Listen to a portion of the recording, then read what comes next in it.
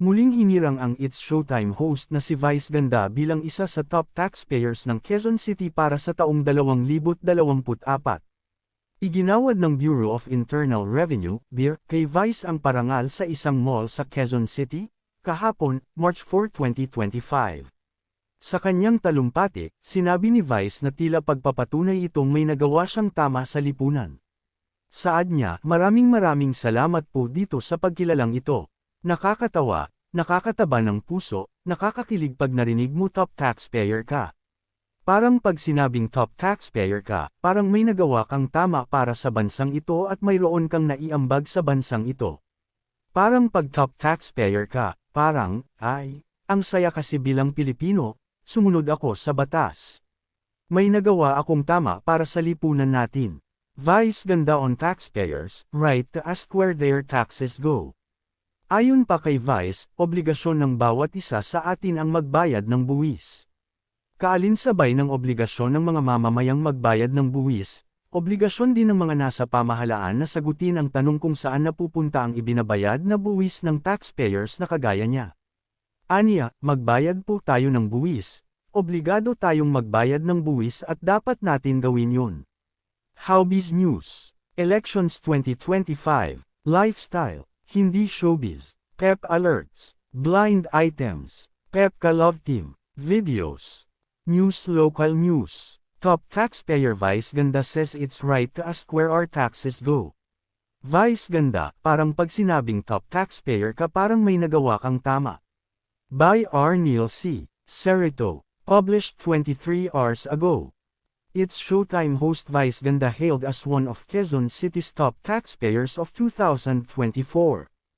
In his speech, Vice talks about paying taxes, obligasyon din ng BIR na maningil kaya, sa ayaw at gusto natin, kailangan nating magbayad.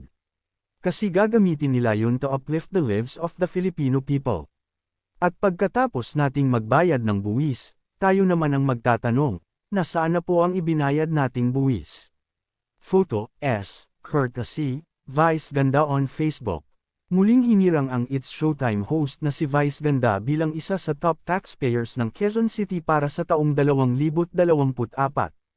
Iginawad ng Bureau of Internal Revenue, BIR, kay Vice ang parangal sa isang mall sa Quezon City, kahapon, March 4, 2025.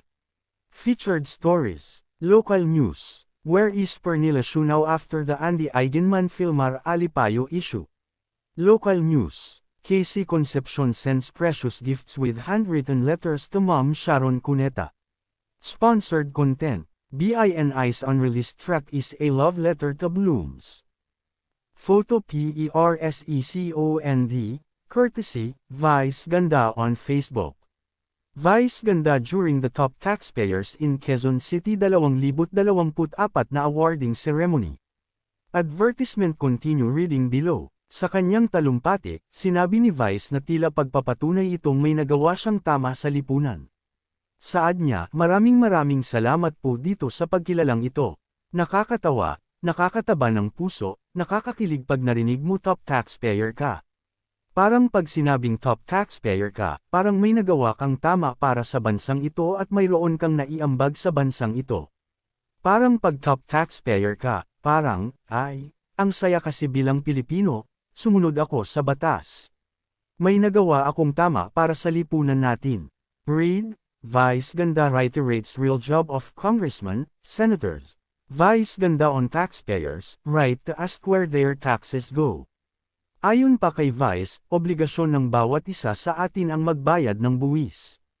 Kaalinsabay ng obligasyon ng mga mamamayang magbayad ng buwis, obligasyon din ng mga nasa pamahalaan na sagutin ang tanong kung saan napupunta ang ibinabayad na buwis ng taxpayers na kagaya niya. Aniya, magbayad po tayo ng buwis, obligado tayong magbayad ng buwis at dapat natin gawin yun. At pagkatapos natin magbayad ng buwis, karapatan din nating obligahin ang mga hahawak ng mga buwis na ibinabayad natin, tama. Kung inubliga nila tayo, dapat talaga tayong tumyupad kasi obligasyon iyan. Pag obligasyon, pag sinabing obligasyon, wala kang magagawa, kailangan kong gawin kasi obligasyon ito. Hindi ito pribilehyo, ito ay obligasyon. Kaya kung obligasyon nating magbayad, karapatan din natin obligahin ang mga tatanggap at gagamit ng perang ibinabayad natin dahil hindi madali kung paano natin kinita ang ipambabayad natin ng buwis. Sabi pa ng It's Showtime host, halos lahat ng kinokonsume natin ay may katumbas na buwis. Kung inaakala natin, hindi naman ako nagbabayad ka ng buwis.